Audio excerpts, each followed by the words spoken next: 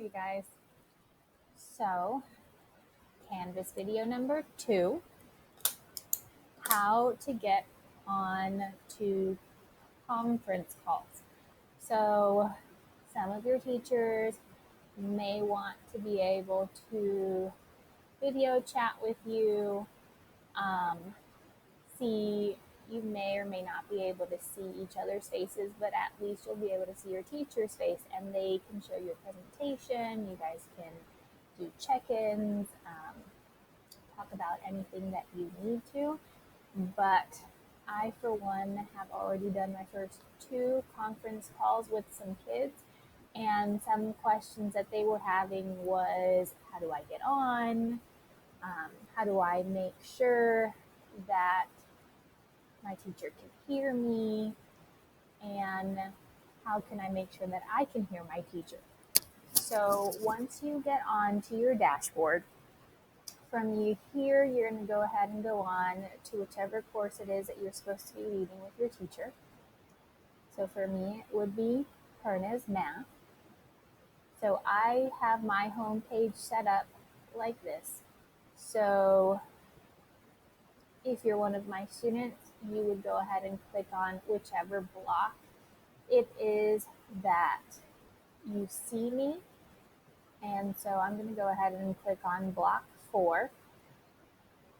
Once you click on whatever block it is that you have me for, you're going to go ahead and this will be your home screen. But you're going to come over here to the left-hand side next to those black buttons, and you're going to look for conferences. Once you find conferences, you're going to go ahead and click on that.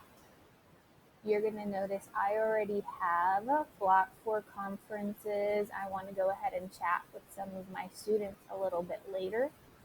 And for me, it says start, but for you, it'll say join in a little box that's green, kind of like this conference button, but it'll be over here. It'll say join. You're going to go ahead and click on that join button. And once you get in, it's going to look a little bit like this. Depending on your internet, it will take a little bit longer, a little bit less. But you're going to see this pop up on your screen. You don't want to click listen only. You want to go ahead and click microphone. And then you're going to go ahead and click allow. Because if you don't do that, then you won't be able to talk with your teacher, and your teacher won't be able to hear you in return. So this is what it's going to look like in here. This right here is what shows that everyone can hear me.